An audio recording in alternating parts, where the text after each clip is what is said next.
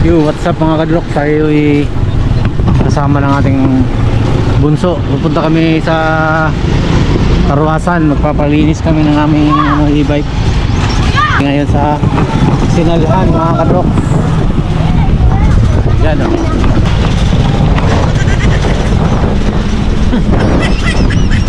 Okay kung driver ba?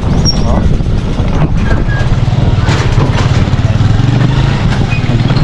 Palinis kami mga kadrok sa aming e-bike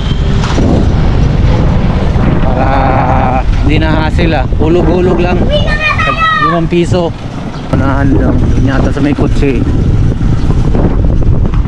guys. Dito yan may pass road na makapas ng bayan Santa Rosa. Rehab Drug Rehabilitation Center.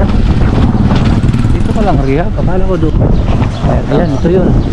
Para may kotse. Ayan mo, tapos niya dito yung impounding area. Dito pagkatapos niya ay parang siya nga paano tara dito? Bahaba ba yun? Guys, buting kami kasi meron pang isang kotse kami dyan.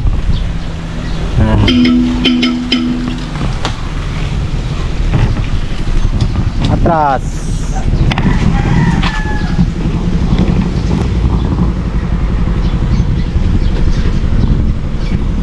Hulog-hulog lang mga kadoks. Yan. Dito tayo. Sa sabon ka ba? Oo. Ito ang sabon. Yan, sabon yan. Dito yung tubig. Ito yung bubugadan. Ito yung sa sabon. Paano mo nabasa mo na? Hindi, pag nabasa ka muna ituloy-tuloy yan. Unahin mo muna yung sabon. Sige, unahin mo muna yung sabon. Hulog. Wait lang. Akin na, 5. Abot yan.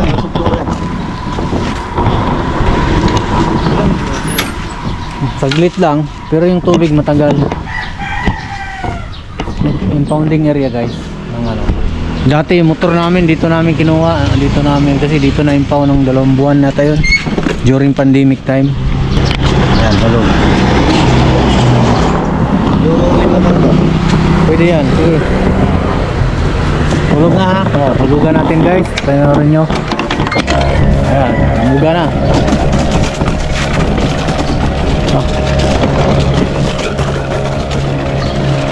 Ikot, sa kabila. Ayan. Ito, nakailaw pa ako. Patayin mo kaya? Patayin mo. Ay, yata na ka.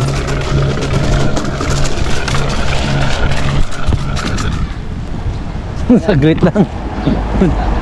Mabilis lang guys yung 5 piso pagsasabon. So tama lang 10 piso dyan.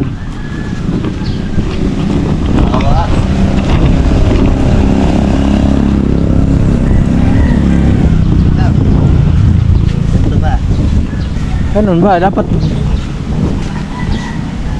Para pagka kanya kasi to mga kadroks. So kita mo may pangalan niya, Layton Anlay, yan sa ate niya. Tapos takbong pogi lang.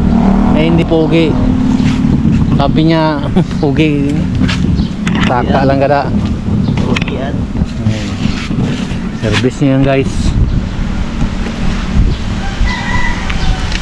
May isa pa kaming e-bike na nandun na iwan namin sa Dialico sa lumang bahay.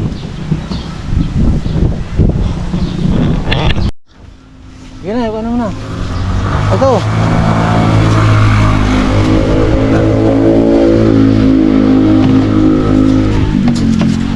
So magtulugan na natin mga idol, mga kadoks, para tuloy-tuloy ang sarap.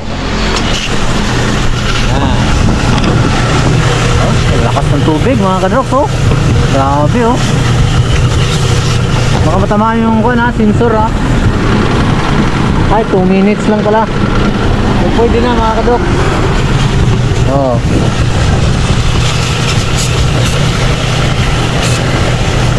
Ang lakas guys, tanggal ang pintura.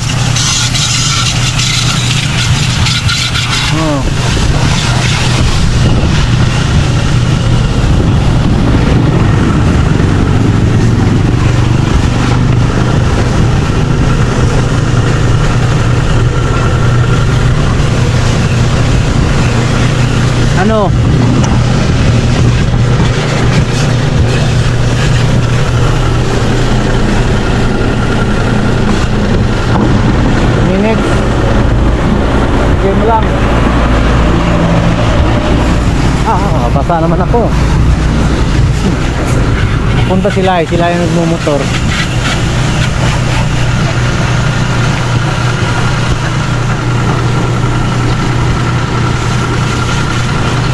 Yan guys, oh. Nililinis ng anak ko yung motor niya. Eh, dapat lang siya maglinis kasi motor niya yan eh. So, dito yan guys sa daanan ng paglabas papuntang Santa Rosa Bayan. Dito sa may impounding area, malapit din sa Katayan Slaughterhouse. Okay.